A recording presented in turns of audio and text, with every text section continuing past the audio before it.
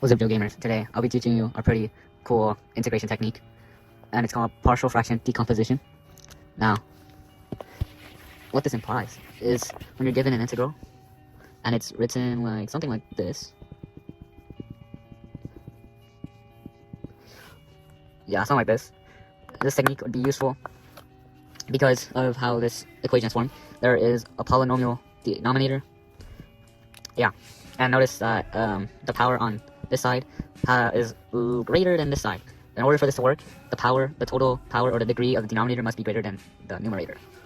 With that also being said, it must also be used when this can be factored, which I already factored it, but let's say this was fully in standard form. I'll have to find the factors first to start this, because if the equation on the bottom numerator is not factorable, we cannot do this. Okay, we can start. So, what this technique tells you to do is that it wants you to split these fractions as seen as products. You see these are products. The technique wants you to split them into sums, so it's easier to individually integrate. So what I mean by this is, so we're able to use integration rule to split up the integral into individual parts, right? So what this integration technique tells you to do is split these into individual integrals in order to solve it easily. Now, how do we even do this? Well, I mean, the fact that this is already a product indicates that this can be split into a clean rational function, individual rational function. You gotta remember that, let's say this is a fraction 1 over a plus 1 over b.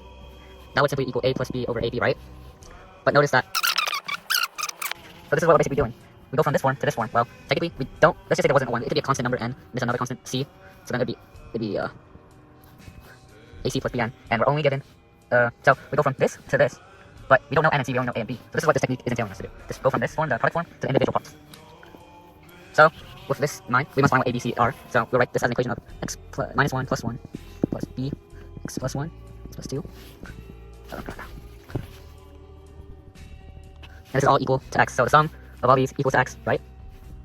See that? Because if we added the fraction to one fraction, we get x, and a, b, c are the unknowns. Now, looking at this, you're like, there are 4 unknowns in this equation. How are we supposed to find anything? All we have to do is realize that if you move this x to the other side, there's x plus 1 with a, but not c. Wait, what the frick? Hey, what's on here? Okay. Alright, so notice that a has an x plus 2, and so does b has an x plus 2. Notice that b has an x plus 1, so does c, but a doesn't have x plus 1, and so on. So that would mean to isolate one letter, all we have to do is find one of these factors that are shared among 2 letters, to set one of these factors to make them 0, so we can isolate for one letter. So, what are we going to do? I'm going to solve for a first, and I notice that a doesn't have an x plus 1, b doesn't have an x plus 1 shared. So if I made x negative 1, this 0 would make b and c 0 as well. So all that's left is a x plus 1 is equal to negative 1, so negative 1 minus 1 times minus 1 plus 2 times minus 1 equals 0. And then we solve for a equals, let's see, this is a negative 2, this is a 1, and this is a plus 1. So we do the stuff, negative 2 times 1 is negative 2, and then negative 2, 1 over negative 2 is 1 half. So a equals 1 half, so place that with a 1. We got 1 half right there. Now we can solve for b. Let's see, so what we see from b is it exclusively has an x. Let's see. Look, b doesn't have an x minus 1, but a does, x minus 1 right here, and x minus 1 right here. So if we make x equal to 1, this will turn to 0, and this will turn to 0. So all we're left with is b my 1 plus 1 x. That's x by the way. Okay, so this will turn to 2, this will turn to 3, so b equals 1 6. So we'll place this for 1, and then put 1 6 down here. Yeah. And then let's solve for c. What c doesn't have compared to c is x plus 2. So now when you put negative 2 x, these will all turn to zeros. And c would be c times negative 2 plus 1, negative 2 minus 1 equals negative 2. And then this will turn into negative 1, this will turn to negative 3, so that'd be negative 2 thirds equals c. So place this with negative 2 thirds on the outside. 2 thirds, like that. Go to negative 2. Okay, so now this is a lot easier to solve. So integral 1 of 1 over x plus 1 is just ln x plus 1, 1 half, plus 1 over x minus 1 is just 1 6 ln x minus 1, and then minus 2 thirds ln x plus 2, and then plus c. So that's basically that. See, it's pretty simple logic. Let's do another one. Alright, so notice that the degree here is 1. Actually, so notice here that the degree here, if there was an x, it'd be 0. So, yeah. And this degree is 3, so this checks out. And now that we know that the degree here is bigger than that, we also have to factor it out to make it a product. So, that's pretty easy. It's equal to 4 times x squared plus 4. Like that, which then equals 4 times integral of a over x dx plus b over x squared plus 4 dx. And if we're going to turn this into a whole equation, whatever, it'd be 4 equals a times x squared plus 4 plus b times x.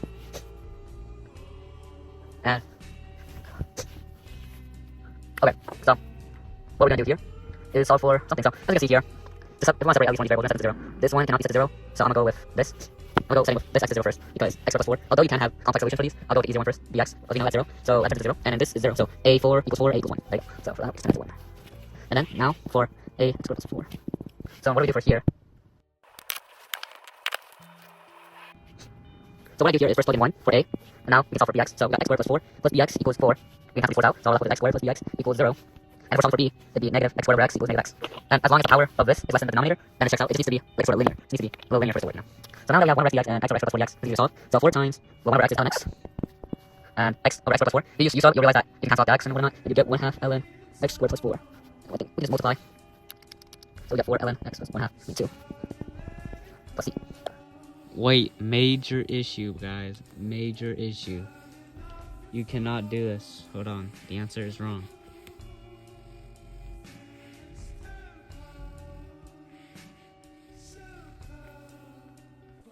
Okay, so this issue is I factor out 4. That's a no-no because I didn't factor out 4 when making this equation. So, and because if I made this 1, this equation should be 1, and then I multiply by 4 afterwards. And it will give me the same answer, so I basically quadrupled the answer. I doubled the answer, which you're not supposed to do. Okay? I mean, yeah, I quadrupled the answer, no. So, no 4 on the outside. And the real answer is just ln x plus or minus 1 half ln x squared plus 4 plus c.